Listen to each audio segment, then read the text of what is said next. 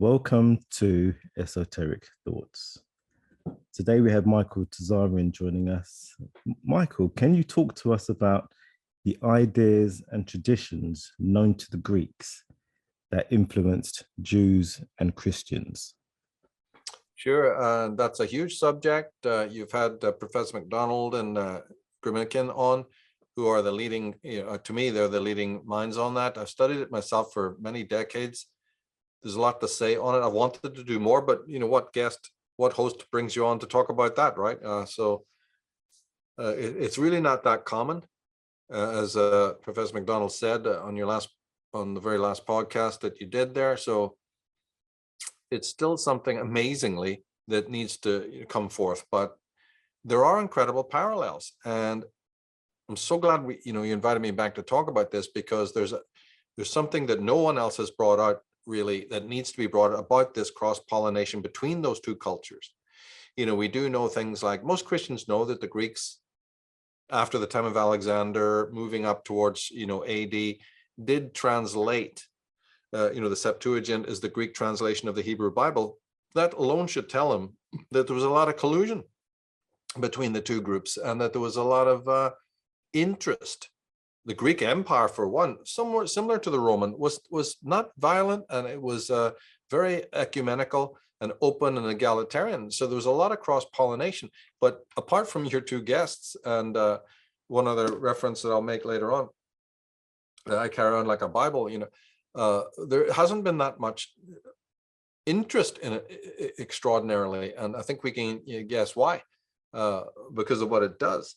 But the first thing to say, there's so much to go into, and we'll get to direct examples of this Greek influence in a minute, but certainly one wants to sketch in some background. You see, the origin of the Greek culture that we're talking about, coming out of the Mediterranean area, starts around about the second millennium BC. That's 2,000 years BC, around about the time that Abraham is walking the earth. In other words, where Judaism, now we're not talking about Ralph Ellis here, right? Let's for a moment bracket the masterly work of that man to show you who the Israelites really are, the Hyksos and all. Let's just keep that out of it, because that just is mind-boggling. So in comes Abraham from Ur, from the Chaldeans, the great patriarch that even Islam recognizes as a great patriarch. At this time, when Abraham is making a move south into the Holy Land, the Greek Empire, the empire hasn't started yet, but it's the earliest movements, the flicker. See, before that you had the Mycenaeans, and nobody knows really much about them. All that is known is that they vanished before this Abrahamic period off the face of the earth. Whenever you read that in history book, it's because cataclysm is taking place. They just don't want to admit cataclysm. So the Mycenaeans disappear into smoke, and the first elements of the Greek culture that would later become this empire, stretching up to Alexander the Great, it starts to move slowly to colonize the Mediterranean area. You're getting this, but again, the timing would be around the Abrahamic period, roughly. I mean, we're just talking roughly, right? So now, to people like myself who studied it for a long time, found it interesting, the way that the oral tradition moved up to Homer and Hesiod and others, Euripides, and then those ideas are found in Judaism, or even in the Christian Bible, in the story of Jesus, no less, is kind of obvious. But the trouble is, it's not obvious to everybody else, But both traditions, and this is not unique I'm not saying this is unique, but both cultures have certain similarity because they start with oral traditions. Now we know that Native American, Indian, and even Irish, that's true to a lot more than just Jews and Greeks, that they had an oral tradition, but it is something in common. Astrotheology, something again that would be left out by all commentators today. And in the past, that is common.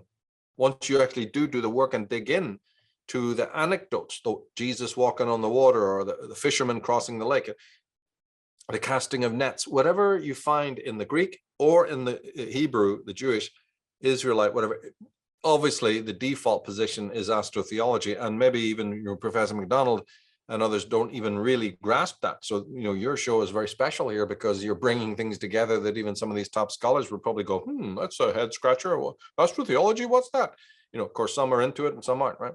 But these sidereal motifs and the story of the hero's journey, there's a lot there that is obscure to the reader, but the initiated person, you see, gets it and goes, And what I would always add then is, look, that doesn't come from those cultures. If those cultures were just 2,000 years BC, look, these astrotheological myths predate that. So maybe who were these Mycenaeans? Because if you're really going to talk about the Greek influence on Christianity and Judaism, who are these Mycenaeans? Who, in fact, for that matter, who are the other ancestral races of the Greeks that they themselves write about? Pelasgians? How many people do? Dorians? Ionians? Archaeans? And even Etruscans can be thrown in there somewhere. There's a lot of ancestral groups, and that means that's not all there is. Greek, in fact, is really, if you really get into it, you'll find out that the Greek peninsula is dwarfed by the massive Turkish. This is with Anatolia, not Turkey as we know it today, nothing like that. An incredible Aryan empire existed just across the way. So there had to be a lot of intermarriage.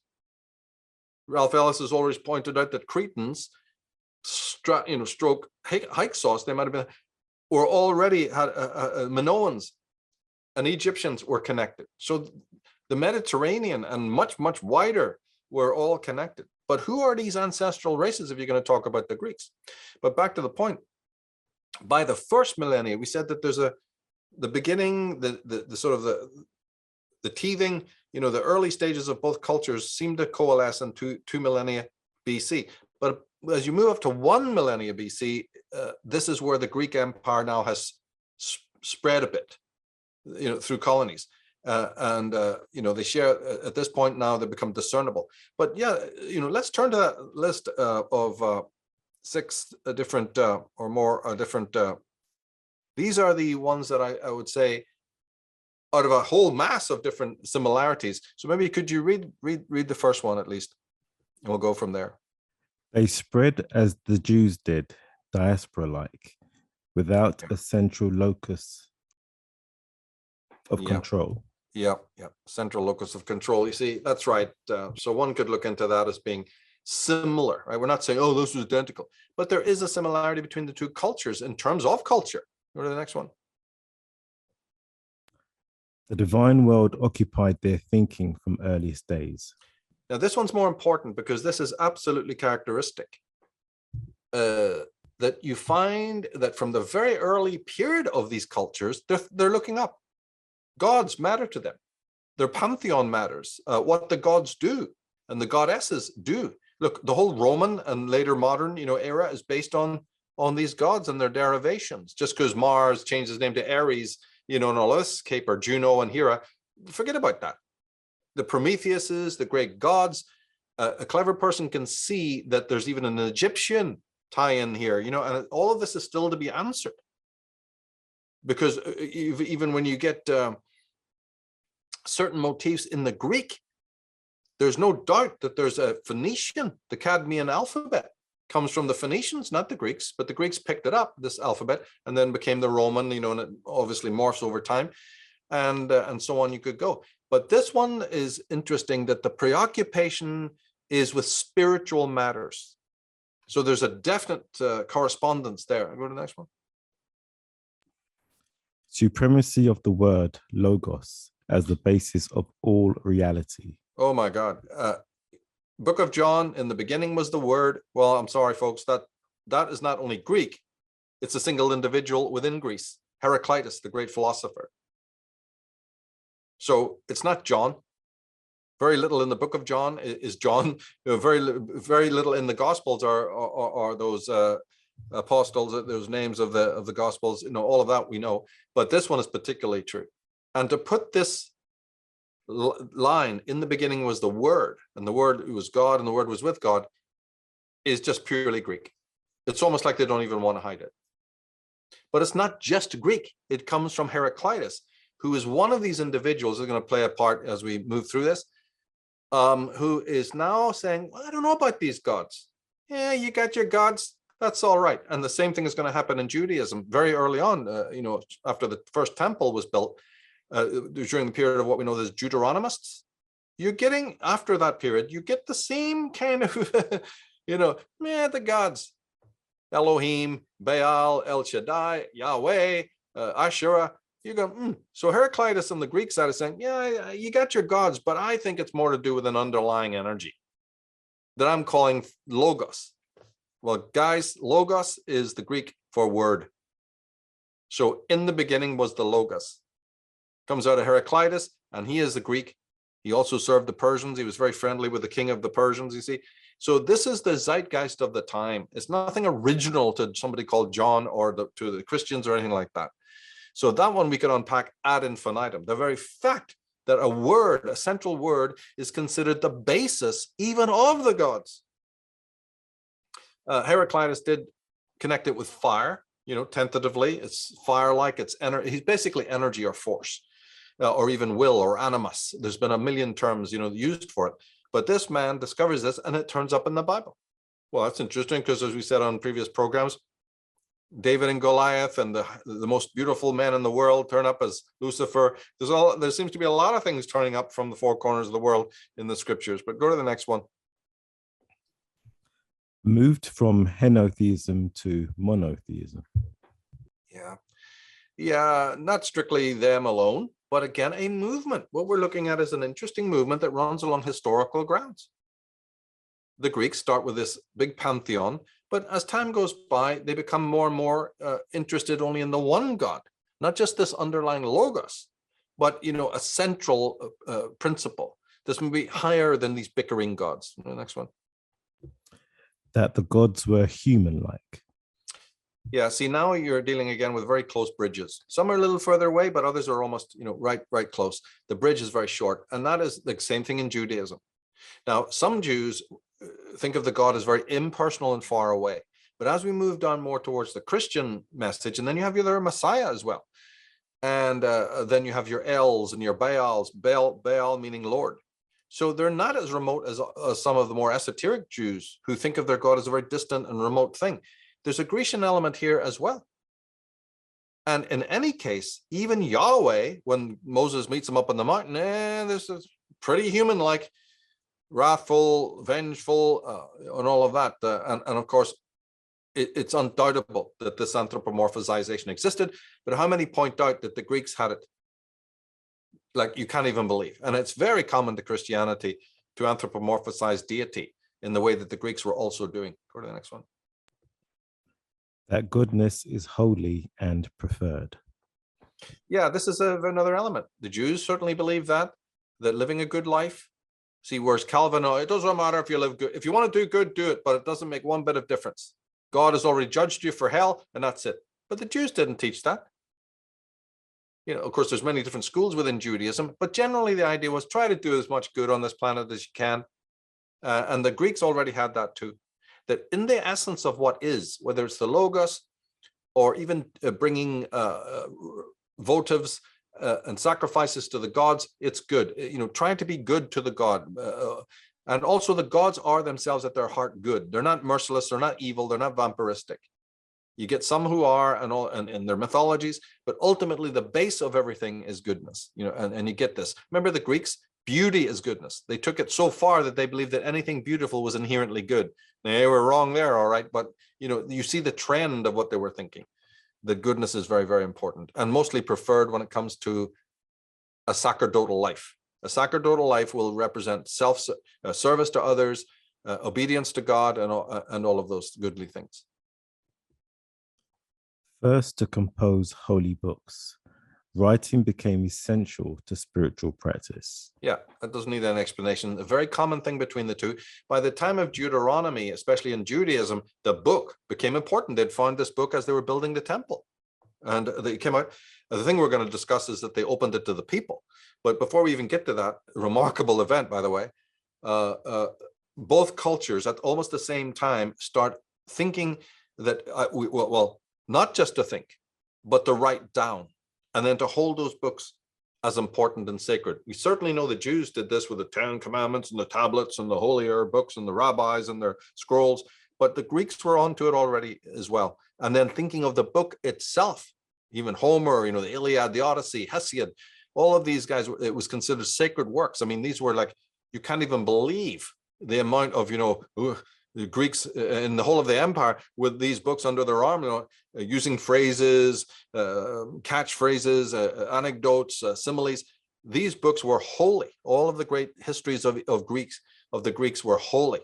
And, this, all of it, one could get into it. But again, just even thinking only of Odyssey or Iliad and books of that nature, and the Euripides, and then Aeschylus, and all of this, these are actually considered almost divine scripts, actually.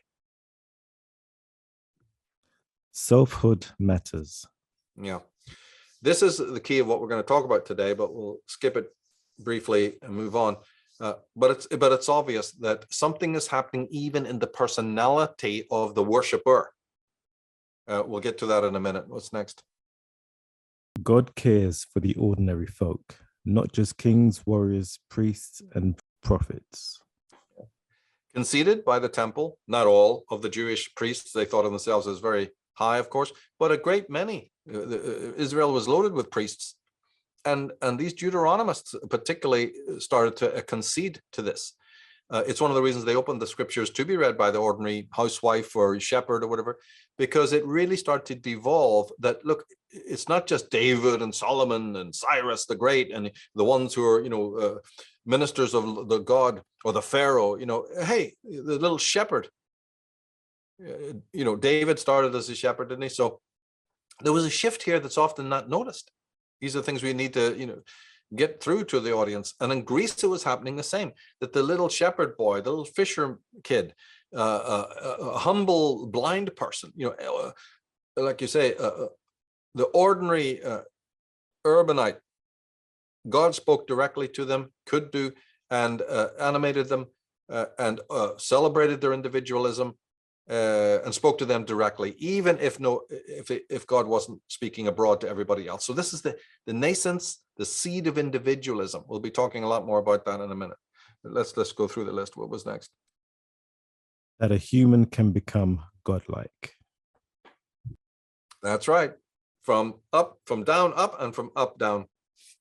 From down up, you can listen to the voice of God, but there's another action, isn't there? There's David becoming animated. There's Samuel, Saul, but you have it on the Greek side as well, that the individual can be God-inspired, God-animate, and also then move up in rank from the lowly position that you're in to godhood. These are ideas, you see, we forget about. You didn't get that in Egypt. The God is the Pharaoh, mate, and that's it, and everybody's in their place. So something also is going on here where the idea is coming into the mind that I can rise above my station. I don't have to be born in a priestly class. I don't have to be special in that particular sense.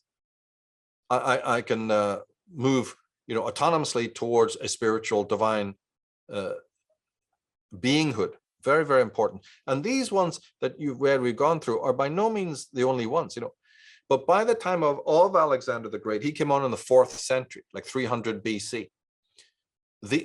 Those that you've mentioned and others are now firmly found in Judaism. Now, we've already pointed out one that's original, and that was the idea of a word and a logos. Well, why do the rest not need to be Greek originally? We don't know. I'm not saying they are, but since one is definitely to be found, solidly in the Grecian world rather than the Jewish world, but it crossed over, hey, that opens the door, doesn't it, to the whole concept of how many others of the ones we've gone through, and many others as well, cross-pollinated. So absolutely cross-pollination existed. And by this 4th century BC, you find these elements, and later as the Jews and the Greeks start really cohabiting and all of that. Now, the real big date, as we'll see in terms of what we're going to get into, is 8th century BC. But we'll get to that in due course. It's just that by the 4th century and later periods, you really do see these Grecian elements. So these dates are important to keep in mind. And especially if somebody is interested in actually, reading the Jewish Bible and all of that, and the Christian scriptures from later on. it has to be said that this cross-pollination existed. Now, the thing, though, what we want to do after confirming what your guests are saying and adding those, the important thing is really, the thing of utmost importance is to sort of carry on from where we were with the Julian Jaynes discussion. And people could, really need to go back and check that one out to get a grip on what we're talking about here, because he was a man who brought up questions like, what is religion anyway? Why are we all preoccupied with it as a human? Why is it a human phenomenon in the first place? Underlying questions, rather than just being a believer, you step back and start to say, what is the phenomena of religion? And then again, I would say that in that list, as we'll see by the end, there's another truth concealed within that list that very few people in the world would ever notice. You'd have to be familiar with Jaynes. You'd have to be familiar with Owen Barfield, the great colleague of C.S. Lewis, who spotted it and had a great deal to say. He wasn't a Christian himself. He was into German Romanticism and the English equivalent. He was a great German romantic and idealist, British idealist and romantic, but very much in the tradition of not only Rudolf Steiner, but Hegel and Schelling and all of that. We don't want to spend time on that. But the thing that's in that list that is hard, it is hard for somebody to put their finger on unless you were familiar with Julian Jaynes's work and Barfield. So I would say definitely to make sense of this, people would need to go back and look at the one we did. It's excellent anyway. Right? So what I really wanted to continue a little bit of what I was saying there before about identity. That's the human identity. How did that develop? The sense of selfhood and I-ness that we have. That has an etiology. Everything in this world develops through historical stages. So what about I? What about the kind of thinking that we know today and the subjectivity? And this is where, Julian Jaynes come in, and he has his interpretation, but it doesn't mean it's the only one, and it doesn't even mean it's right. He spoke about the metaphysical internalization. Remember, there's really no pockets in the brain, where you find this little self running around cartoon-like, so where's this voice coming from? And then we went into all of that about what he had. Owen Barfield's theories run along similar lines. And then it's not just identity. What Barfield is trying to show is that it's not just the human identity, it's the divine identity has changed. And he noticed that they've run together. Two critical processes happening together. He clearly said is that monotheism as we know it and individualism as we know it run together. They develop together through time. And the Greek-Jewish parallels are where to look to, find evidence for this. Around about this time of say the 8th century BC, there is what scholars have called a Great Awakening that takes place in terms of identity and selfhood that wasn't there before. And studying Greek art gave people an indication that something mentally had changed. Now, when you go back to the Jaynes thing, you'll remember me making the point that most scholars know that what we call selfhood is very recent historically. And so different dates have been offered. But this one is very strong. This 8th century BC is kind of strong. It's not the only one that could be offered, but it's certainly the strongest one that I think would gain a lot of consensus. 8th to 6th century, something's happening in terms of personality.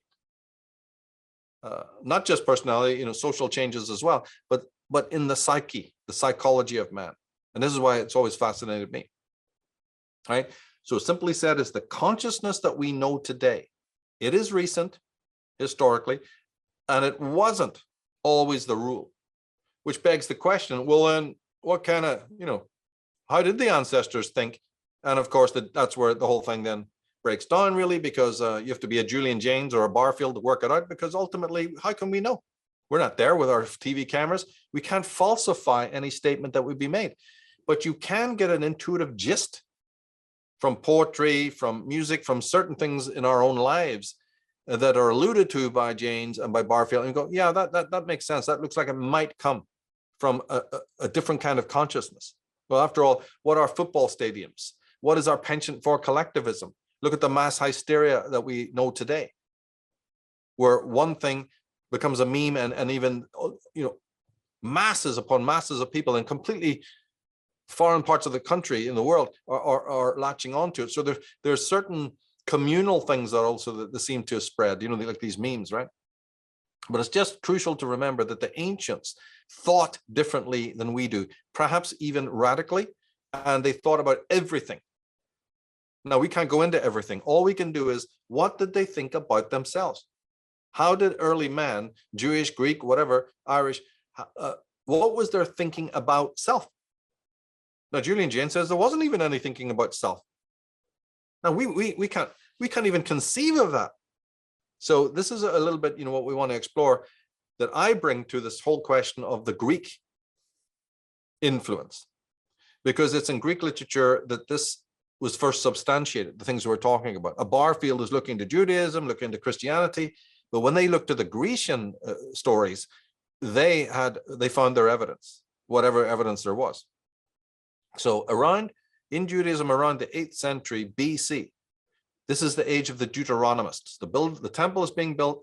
This holy works are discovered, Deuteronomy. And this caused a change because the priests of the time did something quite extraordinary. And they said that ordinary people come into the temple can be given tracts of this Deuteronomy to read. And since it's the word of God and it's the song, the story of the race, it's the saga, we want the ordinary people, because before that was off limits. What do you think? What do you need a priesthood for? Yeah. So, and then the upshot of this, because there's a lot of ground to cover, but in brief, the Deuteronomy began a new age of God being a phenomena within. It's right there in the Deuteronomy. God is within you, which had never been said before. Look at Greece, the gods were always outside. Look at Judaism. If you worshiped the god, you had to go to a grove. You had to go to a stone, like the Bethel stone. You had to go to a high place, especially if you worship the goddess. But even if you worship the god, like why did Moses go to the mountain? Sinai, Horeb. And on. It was always a place on earth identified as the place from which the god spoke, or where you felt closer to God. The Celtic lands, pre-Celtic lands are full of this. Deuteronomy, 8th century BC, that kind of stops, or by the 6th century, it's going to stop. God is now within you. You are Bethel. You are the temple of the living God. And this would culminate with Jesus centuries later. But wait a minute, what's going on here? Well, what's going on here, Barfield said, the divine is internalized, which begs the question, well, what kind of reality was it before God was internalized? Because we all have that. We're all descendants of that internalization through Christianity and the programming and the beliefs in it. Well, what did they do before? We would, rightly ask, and that's what then, opens up.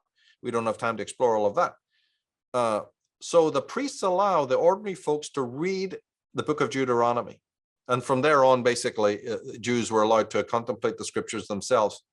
Took Christianity a bit of a time to catch up with that, but there you have it.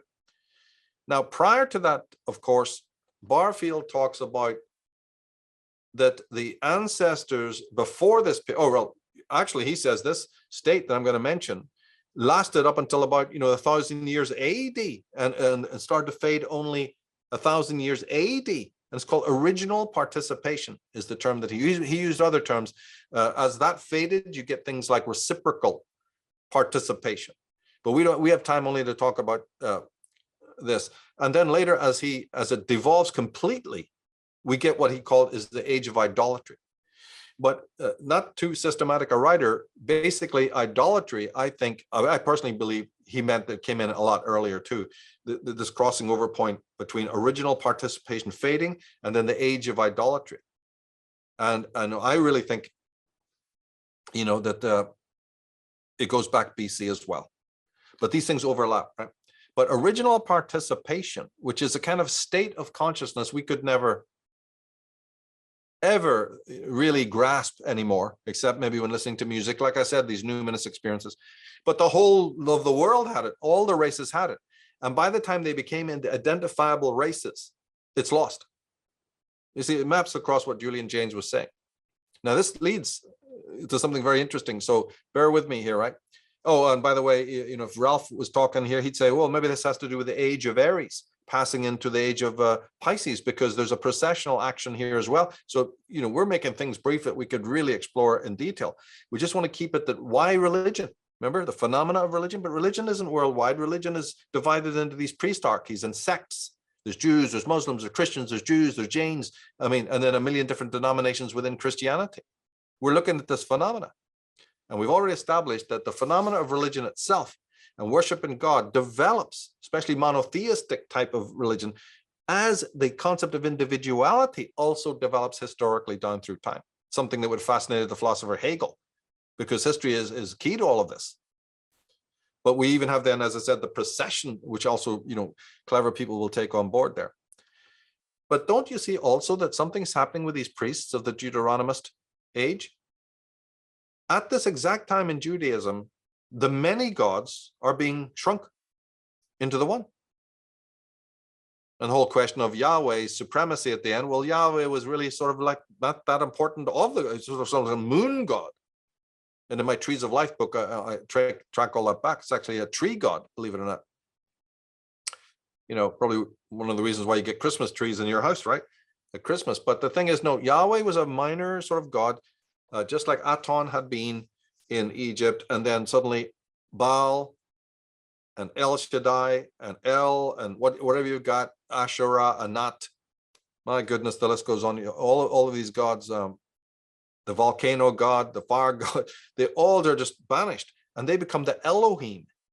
One school of thought, because Elohim is a word that goes back to the Egyptian Alim, Aleim, and it's sort of connotated the followers of the god Ta, demigods who followed the All-Father Ta, if you have to get into it. But then it was adopted by other peoples and other cults. But it was the number 9 seemed to be always going along with this Elim, or the Elohim, the 9, the council of 9, the gods of the 9. So the Jews are doing something very similar. They bracket the other gods. We're almost banishing them, and we have one. We picked Yahweh, right? But then, of course, Yahweh, the name Jehovah, is then divided into the 4 sacred letters, with each letter being a god, or God, IHVH. He's 4 in 1, he's 3 in 1, he's a trinity. The whole thing is still henotheistic, for goodness sake. They're doing their best to bring one god out of the pantheon. Whether they did, the trinity is a leftover of the Elohim, the quaternity of the tetragrammaton in Judaism is a leftover from the Elohim. Nice try, guys. But really what this does is it confirms Julian Jaynes' idea, because if you're shrinking the gods to one, what did he say about the audial hallucinations? Many gods spoke to us. It's also a psychological, because we've always got to keep the sinew, the connecting tissue between what's happening psychologically and what's happening theologically here. Otherwise, the whole thing, comes apart. So Julian Jaynes is confirmed here, because that's exactly what happened internally, where the voices of the gods shrunk away, sort of evaporated, dissipated, and we get, the one central ego voice, which we take for ourselves. The voice you hear in the head is your voice, right? Well, you put the signature on it. I don't know anything more about that. Maybe some mental deception going on. I don't know. But in the pre-Homeric in Greece, in the pre-Homeric, this is before the great writings, as I said, the land had been ruled by this mysterious group called the Mycenaeans, and they vanished. And slowly this Greek empire starts to expand, and other places fall under, its jurisdiction. The Jews will also fall under its jurisdiction. So in all of this, we also have this other thing that we started with about who is borrowing from whom. And the thesis now looks like the Jews are the ones that are actually in the receiving end. Probably not all, right? Because the Greeks did translate the Hebrew Bible and probably had a lot of interest. In fact, I'm doing work later on that shows that they were very favorable to Judaism, and there was a lot of leakage back and forth. Let's remember that. And could this be also with the idea of the gods? See, in the Greek pantheon, the gods, like in India and other places, is always some external fates. Think of all the Furies, what do you call them? The Graces, what's the other one? The three Muses and the rest of the pantheon are sort of external beings that seem to affect you as if my neighbor affects me or the king has affected me. It's like the external fates pass judgment on my life. They're external forces. Now, this is changing in Greece, just as it's changing in Israel, where the force that moves you decrees what you're going to do, or if you're a sinner or not sinner. This is all moving to the interior. And by the time of the playwright Sappho and by Euripides in Greece, this is happening, as there's a more of a concretization, as you read, of individualism. So by the 6th century BC, they've noticed these scholars, because remember, people go, where's the evidence? Well, the evidence turns out to be in pottery and artifacts, because they're noticing such extraordinary changes in design. Lots of spirals, lots of geometric shapes prior to the Homeric period, closer to the Mycenaeans. And then as we get more to this period of Euripides, it's changing.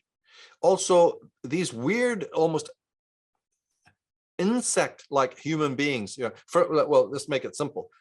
There's no facial features of any individualism in the early period. It's just a strange kind of mask-like face and weird sort of insect-like bodies, and no distinguishing marks, just like later perspective came in late. Well, in the later period of the Greeks, you start getting actual character faces with expression, proper human expression, for instance. And also the form of the body becomes also more realistic. And then there's also perspective. So faces have expression, bodies look more realistic as we would recognize them instead of sort of unusual looking, animal-like, and perspective comes in. Now, these are big, big, big things that show that there was this sort of great awakening when it came to somebody's relationship with the planet and with the world and with reality. Did you know that up until this time, very late in the day, there was no word for living body? The word soma, which everyone points to and go, oh, well, they had soma, it meant corpse. It actually meant that which is no longer with us, that which is emptied of life. Soma, still used today, somatic. Well, wait a minute, what the hell? Why? Is because they said that something had vanished. Is James right then? That we are soma? We're walking around, we think we're living, but actually the gods have vacated us in this state of original participation, so to speak, and that's been lost. Well, that's what Barfield says. Barfield says, yeah, you are corpses now. You've lost the original participation. You've got something else. It's called religion, right? Incredible. But then they studied also literature of this early period and discovered that, as I said in the previous podcast, there's not much in the way of private rumination in either the Old Testament, the Hebrew Bible. Again, you're directed to do things and you respond to those directions, but you don't sit ruminating, and there's not much private journaling. Suddenly that comes in. Suddenly around the 8th century, and towards the age of Sappho and Euripides in Greece, this starts coming in where private thoughts are being discussed. People are pacing up and down and contemplating and speaking about how they're feeling and thinking within. That level of expression is, again, historically recent. You get more contemplative characters. You get the beginnings of biography. That we would, if you read Hamlet, you're accepted. Hamlet is a very modern figure, isn't he? woe is me, and to be or not to be, that is the great question, right? That looks like a modern character, and nobody would stop and balk. But that is completely historically recent. Characters in plays for thousands of years did not do that. And so when they started doing it in the Greek theater and all, it was like, hey, run that guy out of town. What's that? Who's this playwright? Something had changed. And by the 5th century is when we first get in art perspective, to be precise about that. So people can think nothing of any of this, or they can just say, well, no, those are remarkable psychological changes. So the key thing that's happening from the Deuteronomist period onwards is this internalization of divinity. But here's the weird twist in that. You can't suddenly, because they know this, that groves, hills, altars, even temples and churches are starting to be abandoned as people like maybe have a little altar in their home or the sacred text. And you don't necessarily even have to go to the temple anymore at this point. And that was considered okay. They'd like it if you did, but if you stayed at home, so what? God is within you. But if God is within me, Barfield is saying, aren't you important now? Because we're talking about this concretization and reification into individualism. We said that the two went together. Monotheism runs along individualism. Yes, it does. Because the moment that I really understand that the God is within me, not down there in Thebes or in Jerusalem, something happens to me on a psychological level. I'm kind of like important now, right? So there's an egoistic aspect to this. Don't make it with a prejudicial statement at this point. It's just that you feel much more important as a person. Look at Moses. Wasn't Moses one of these guys that was first animated by, and he could walk anywhere he went? You don't see him doing anything more than having a portable tabernacle or whatever. That's what I mean. Now, you thought that the priests would have said, oh, wait, we can't be giving them Deuteronomy. We don't give them any books because that's the end of us. For some strange reason, they did. And I think it's because of some, cataclysmic things that were happening. And in order to galvanize the public, this happened. But, that's another story. The main thing is they took the chance and they said, we'll still be needed to interpret. And that's exactly what happened. The Levitical priests and the priests of the temple became liturgical. They became the ones that said, if you have a problem reading the scripture and you're not aware, you can't work out what God means here, we are there to, explain it to you. But we'll just give you our explanation. It's not taking away from yours. So the roots of where we are today is to be found in its rudiments, of course, back there, where a certain amount of freedom. And if you have to then interpret the scripture on your own, don't you have to have a reason? Don't you have to be sort of worldly wise? Don't you have to have an intellect? So coalescing are all these mental categories, mental capacities that we have today. Priest is still there, as he is today.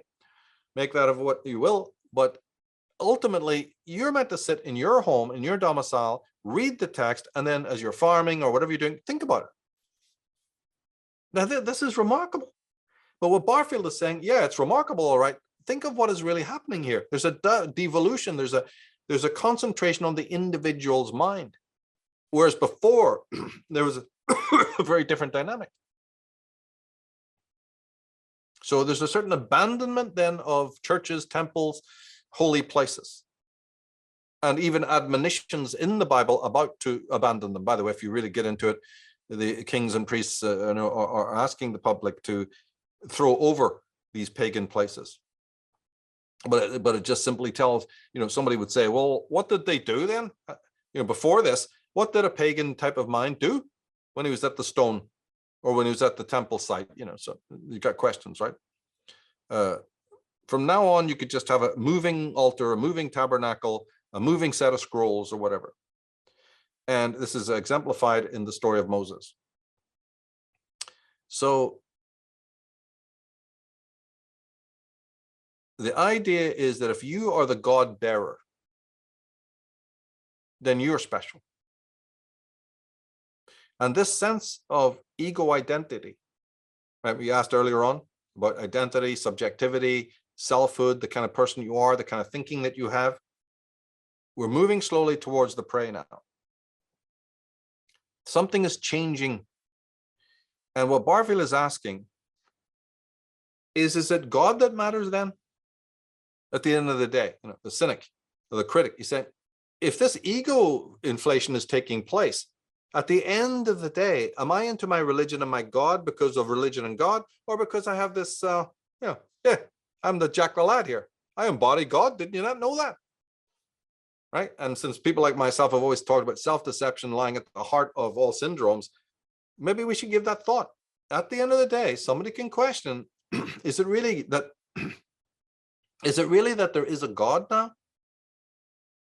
Or a divinity, or something really worth worshiping that's holy? Maybe there even is. But if alongside this, there's this other vanity of vanities, all is vanity. Right? So that running alongside, where are we? Is that incidental? We got questions. Now, around about this time, moving up towards the 4th century, but even before that, you get in Greece the age of the philosophers. Now, your previous guests, of course, didn't touch on this, but it's key to what we're mapping out. The age of the philosophers. We just talked about reason and logic and asking deeper questions about metaphysics and an attitude of life. You get your Stoics later, you get your Cynics later. People are asking, what way shall I live given what I know about reality? All of this is in the head, leading up to Plato, Aristotle. These are the age of the philosophers. Probably starts with Anaxagoras.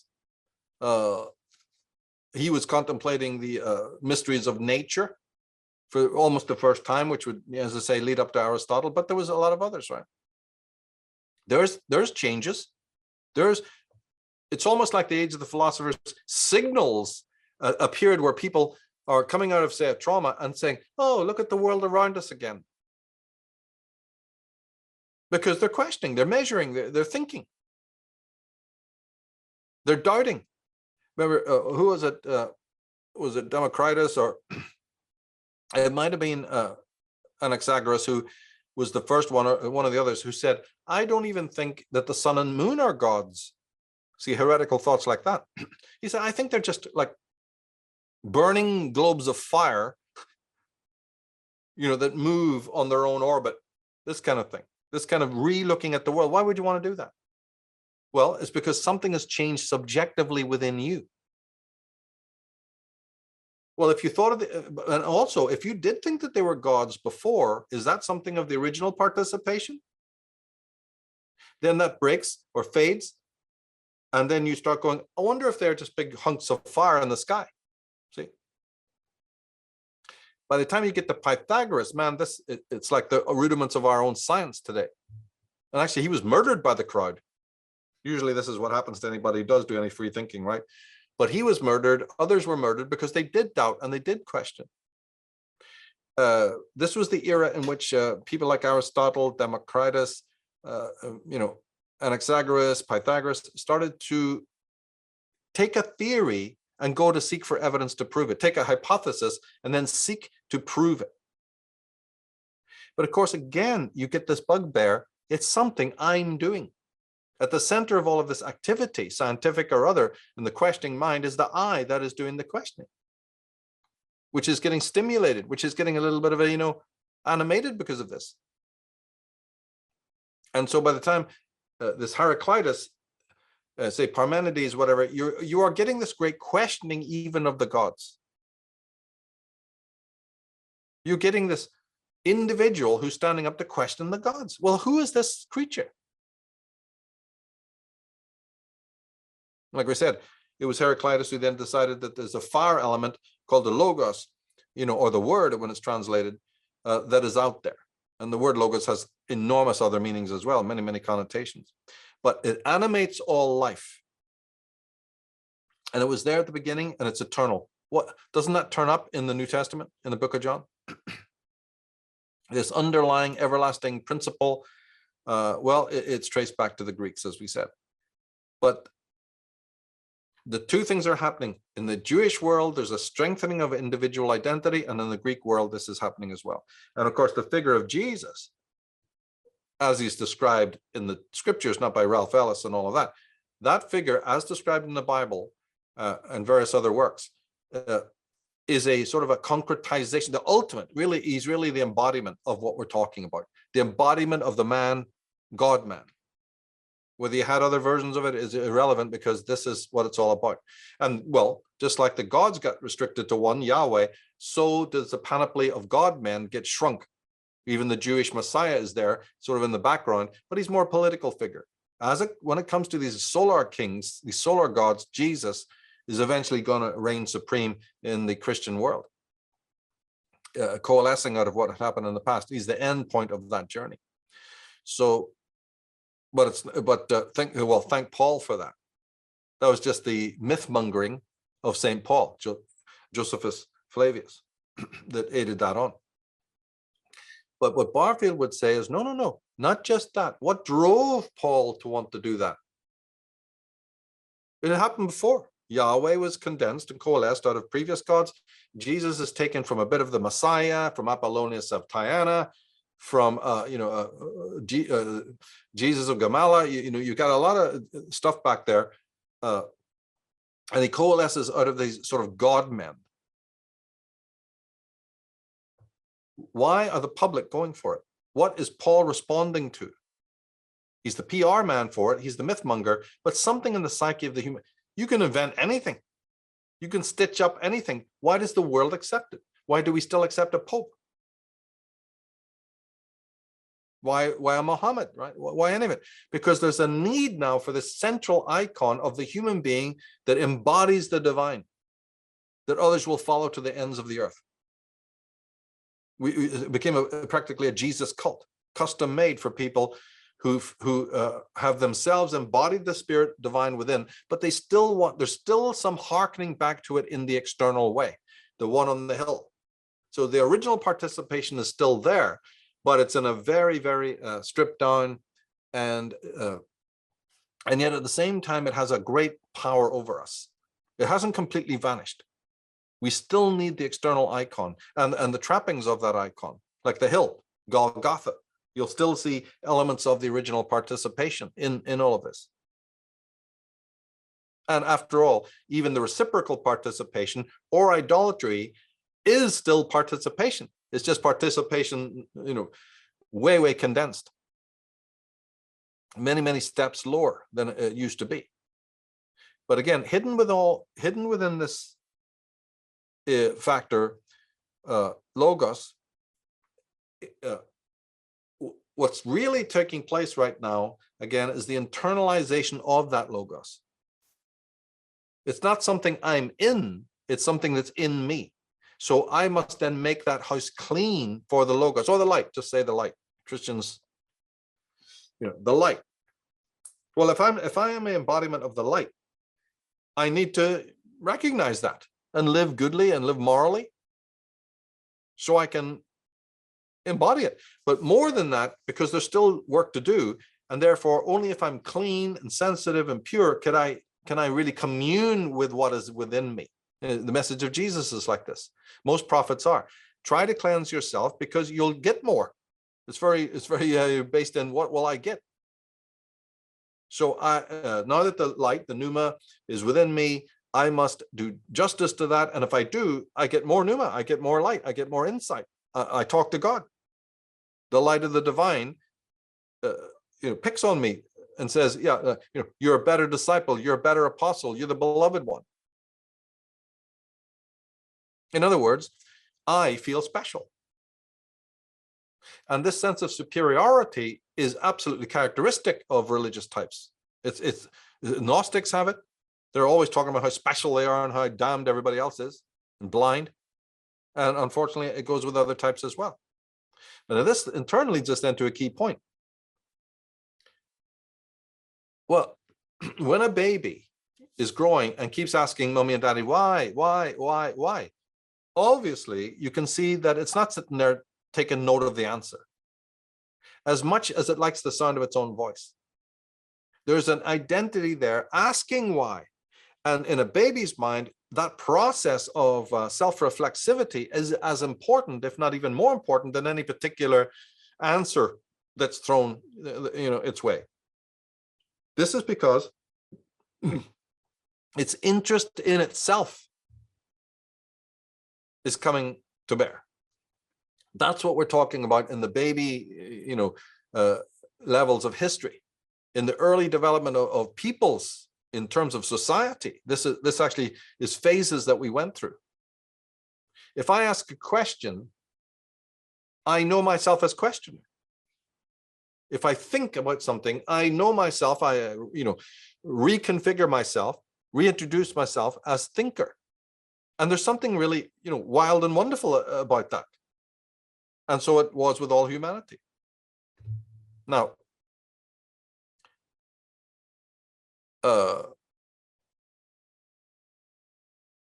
if we embody the divine, then really, to all intents and purposes, we are as important as the divine itself. And this takes hold. So you can come at it like saying the whole thing is just vanity on steroids.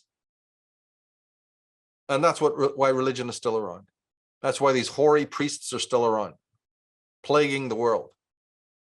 We're not ruled by archons, or we're not ruled by, the demiurge and all of that. We're ruled by this transformation that once we had a state of consciousness that, unless your whole left brain has been taken out, and people have had that happen, and then they claim to be in this state that is completely numinous. But for the masses, we don't have that original participation. We have the reciprocal participation because we live in urban environments. Things are becoming more and more cosmopolitanized as time goes by. The Greeks had it as the Jews had it, and the Romans just adopted it, third hand. But we're now looking at the longevity and also the attractiveness of religion in all of this. So maybe the priests already saw this happening. They understood, because they knew it was a danger in order to set this all in motion. But maybe they decided that it was a process that had to occur. And in the end of the day, they're not really losing out a lot. Religion is here to stay because it's articulated to, has very, very deep connective tissue to vanity and egoism. And this could explain a great deal if you think about it. Now, with any process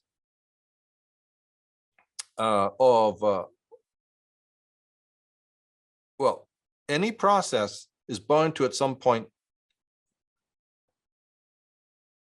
Yeah, the way to look at it is that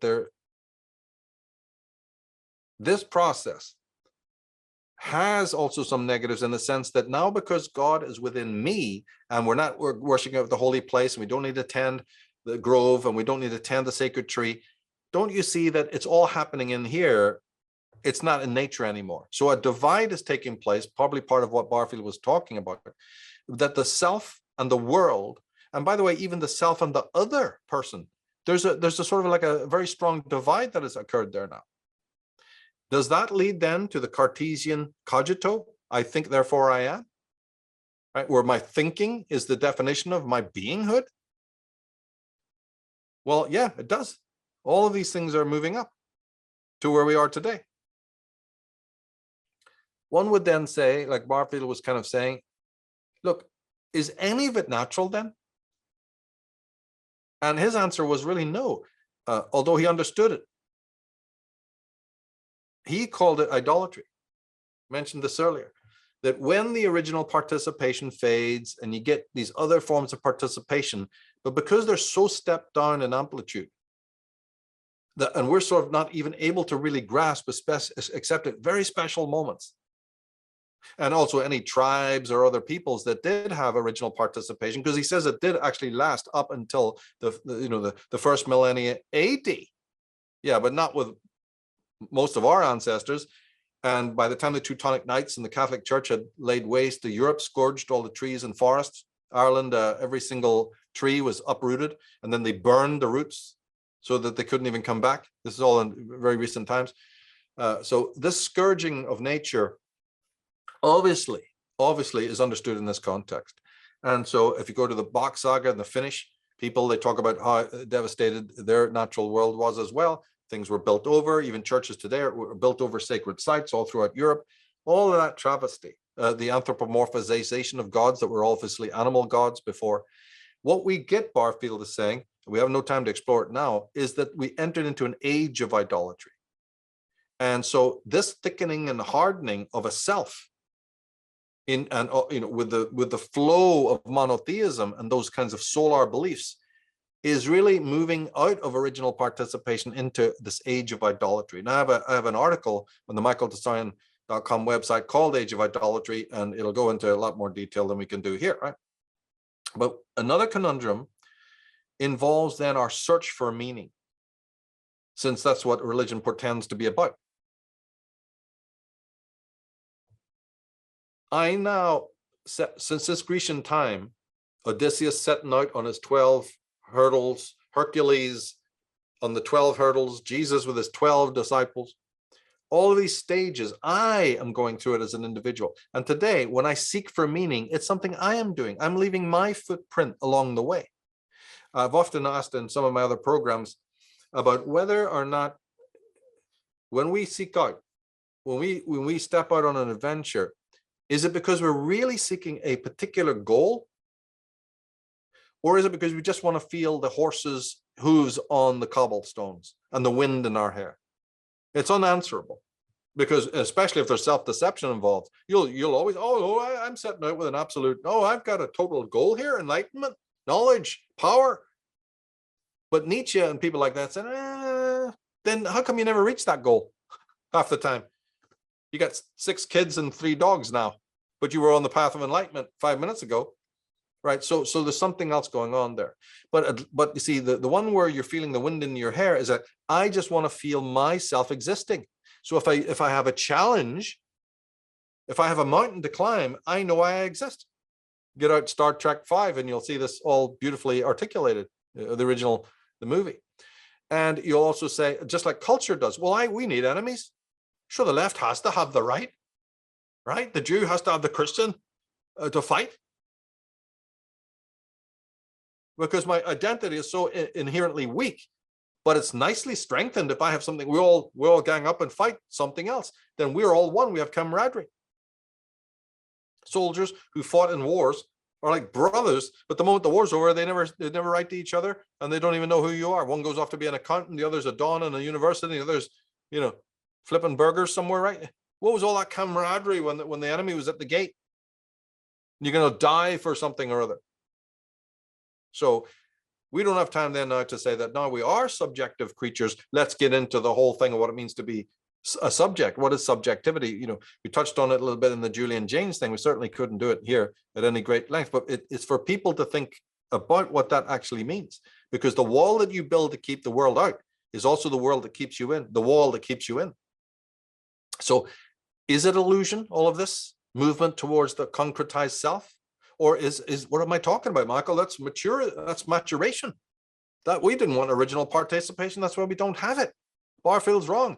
Well, he wasn't wrong because he understood this, that this is a natural Hegelian movement through time, and there's nothing anyone can do about it. The age of idolatry, though, he said, leads to what he called final participation. Another thing we haven't got time to talk about, in which there's a restoration of the original numinous state. But in the meantime, we have the other. So when you look at a Jesus, and of course, Moses would be the first one. Moses, the traveling prophet, doesn't need a temple. He can do it on a mountain. He can do it in the desert. He can do it by a well. He is God inspired. He's carrying the word of God with him. But then you get Jesus, or whoever it may be. If they're not killed, well, Jesus was killed.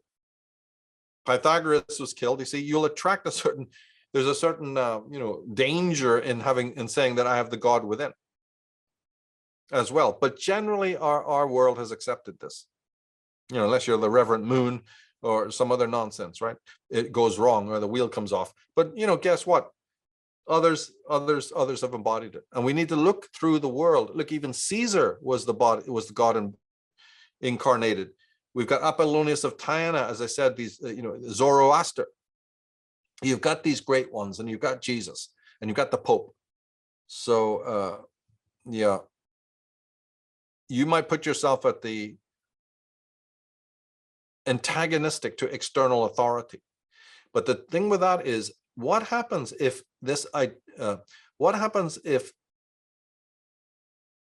some people still need the priest, in sense of that God is within, but somehow there's still a need for the external authority, because the past, you know, those bicameral periods, they haven't faded either.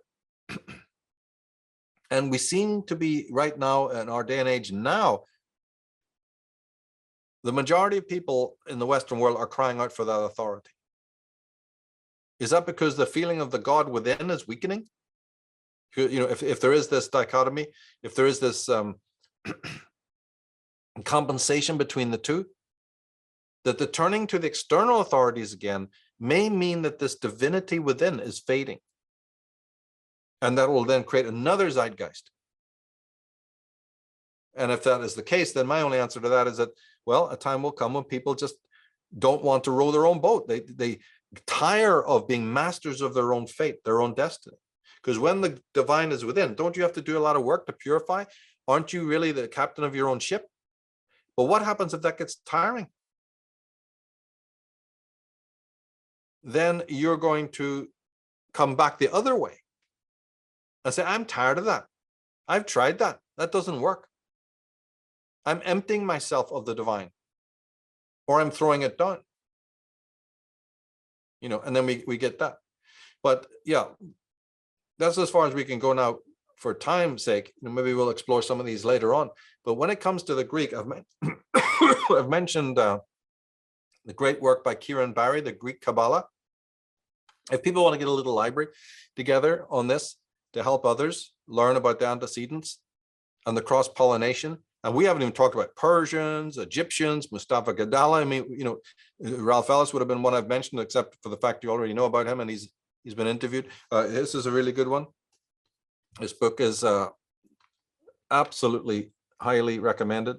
Can you see that? Yeah, Michael. So this has been my Bible for many a year. This is like another edition. I've bought this one so many times. For those who are really interested, and just look at this. And this is illustrated. It basically goes anything you can think of in the New Testament and shows its Greek origins. An absolute masterpiece, highly recommended. And one day when we have more time, you know, we'll actually discuss this book at length. But I hope that's been interesting to realize that while monotheism, religion, etc., has been developing through the years, so has the personality of the believer, starting around this 8th century era. So if you have any questions, you know, I'd be happy to answer them. That's fine, Michael. That's fine. Thank you.